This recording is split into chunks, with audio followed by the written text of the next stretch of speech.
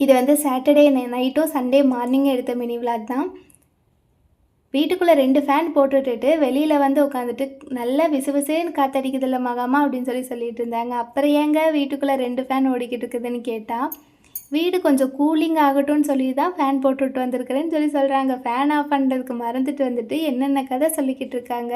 அதுவும் இந்த வெயிலுக்கு அதுக்கும் வீட்டுக்குள்ளே ஃபேன் ஓடிட்டு இருந்ததுன்னா எங்கே கூலிங் ஆகும், ஹீட்டு தான் அதிகமாக ஆகும். இது வந்து சண்டே மார்னிங் எடுத்தது தான். இன்றைக்கி வந்து ஸ்பெஷல் எல்லாம் லஞ்செல்லாம் எதுவும் இல்லை. இன்றைக்கி நான்வெஜ் எதுவும் எடுத்து செய்யலை, வெஜ்ஜு தான்.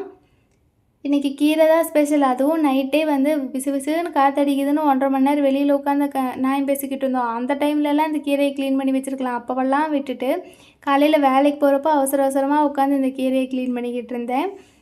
எனக்கும் ஒரு 1/4 மணி நேரம் டைம் இருக்குது மகாமா, நானும் உனக்கு கொஞ்சம் ஹெல்ப் பண்ணுறேன்னு சொல்லிட்டு இன்றைக்கி கீரையை க்ளீன் பண்ணுறதுக்கு அவங்களும் தான் கொஞ்சம் ஹெல்ப் பண்ணாங்க. அதனால தான் அவங்க வேலைக்கு போகிறதுக்கு முன்னாடியே சீக்கிரம் வந்து அவங்களுக்கும் சமைச்சு கொடுக்க முடிஞ்சது. இல்லைன்னா இந்த கீரை செய்கிறதுக்கு வந்து எப்படி இருந்தாலும் அவங்க வேலைக்கு போனதுக்கப்புறம் 1/2 மணி நேரத்துக்கு அப்புறம் தான் செஞ்சுருப்பேன். கீரை க்ளீன் பண்ணுற வேலையெல்லாம் காலையில் நடக்கிறது சாத்தியமா?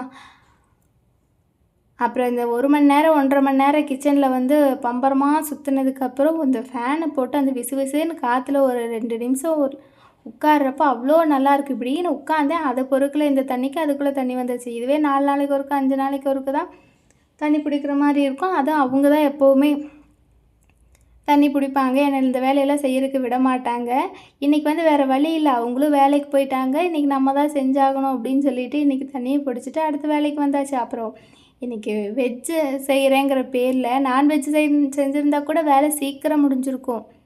நான்வெஜ் செஞ்சால் லேட் ஆகும் அப்படின்னு வெஜ்ஜு செய்கிறேங்கிற பேரில் பாசிப்பருப்பு, ரசம், சுண்டல், கீரை, அதுவும் எக்ஸ்ட்ரா ஒரு பொரியல் வேறு வேணும்னு வெண்டங்காய் பொரியல் வேறு, இதெல்லாம் செஞ்சு மறுபடியும் 10 நிமிஷம் எக்ஸ்ட்ரா வேறு ஆயிடுச்சு. நான்வெஜ் செஞ்சால் தான் லேட் ஆகும், இன்றைக்கி வெஜ்ஜு செய்கிறேன், நான்வெஜ்ஜு சாப்பிடாத ஒரு ஃபீலிங்கே வரக்கூடாது அப்படிங்கிறக்காக வெஜ்ஜு செய்கிறேங்கிற பேரில் எக்ஸ்ட்ரா ஒரு 10 நிமிஷம் லேட் ஆகி விட்டுட்டேன்.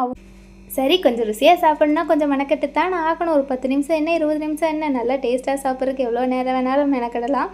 அப்புறம் இந்த கத்திரிக்காய் செடியில் நிறைய கத்திரிக்காய் இருக்குது. ஆனால் எடுக்கிறதுக்கு தான் வந்து முடியல, ஏன்னா எறும்புகளாக இருக்குது. எங்கே 20 ரூபா 30 ரூபா கத்திரிக்காய்க்கு ஆசைப்பட்டுட்டு 200 ஊசி போடுற நிலமை வந்துருமோன்னு நான் எடுக்கவே இல்லை. சரி, இன்றைக்காவது இந்த கொஞ்சம் வெயில் அடிக்கிற டைமில் போய் எடுத்து பார்க்கலான்னு எடுத்தால் இப்போ தான் எறும்பு ரொம்ப அதிகமாக இருக்குது. பாதி கத்திரிக்காய் மட்டும் எடுத்துகிட்டு மீதியெல்லாம்